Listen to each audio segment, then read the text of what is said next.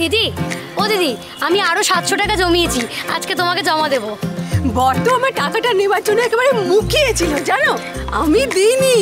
টিপে টিপে সংসার চালিয়ে বরের মুখ থেকে বাঁচিয়ে কত টাকা জমিয়েছি জানো? 850 টাকা। আজকে সব তোমার কাছে জমা করব। আমারও তো একই দশা গো।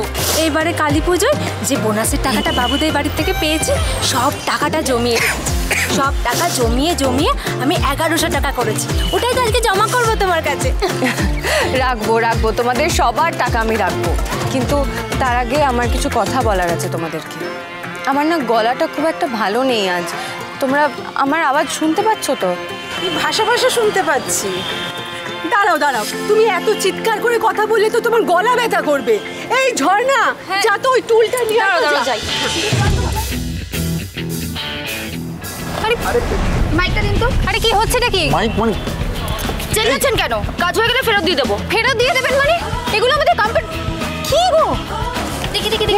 হ্যাঁ হ্যাঁ, নাও দিদি, নাও নাও। এবার তুমি টুলের উপর দাঁড়িয়ে কথা বলো।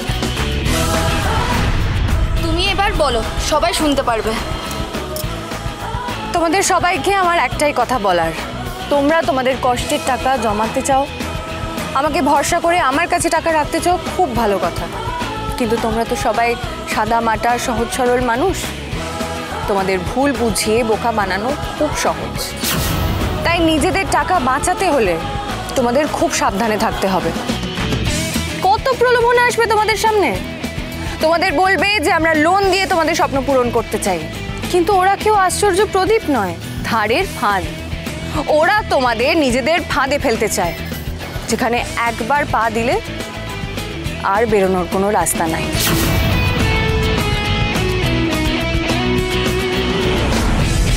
What is this, দীপ? ও আমাদের নামে নেগেটিভ পাবলিসিটি করছে। ওরা বলবে মোট 1100 টাকা জমিয়েছো, সেই দিয়ে তো টিভি কেনা যাবে নাই।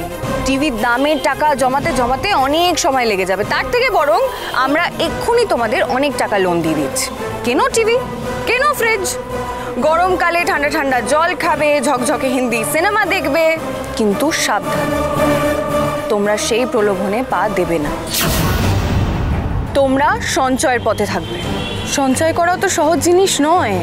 আজ তোমরা সঞ্চয় করছো, কাল তোমাদের সেই খরচ করার প্রলোভন আসবেই, কিন্তু তোমরা সেই ফাঁদে পা দেবে না। অনেকেই কিন্তু চাইবে না যে তোমরা সঞ্চয় করো। তোমরা সঞ্চয় করলে যে তাদের অসুবিধা হবে, তাদের কোম্পানিতে তালা পড়বে। কিন্তু তোমরা সঞ্চয়ের পথ থেকে নড়বে না, তোমরা সেই ফাঁদে পা দেবে না। আর একবার যদি সেই ফাঁদে পা দিয়েছো, তাহলে সারা জীবন সেই টাকা শোধ করতে করতে মরবে তোমরা। তাই তোমরা সচেতন থাকবে।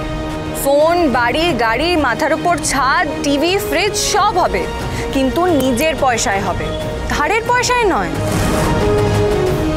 এই তো জবাদি, আজ নিজের সঞ্চয়ের টাকা তুলবে, তারপর ভাইপোর ছেলের বিয়েতে রূপোর দুধবালা দেবে, কি তাই না? ওকে তার জন্য কারোর কাছে হাত পাততে হয়নি, নিজের স্বামীর কাছেও না। তোমরাও পারবে, তোমরাও সবাই পারবে নিজেদের শখ নিজেরাই পূরণ করতে। লক্ষ্মী ঝাঁপি প্রতিদিন সন্ধে 6:30টায় স্টার জলসায় ও জিও হটস্টারে।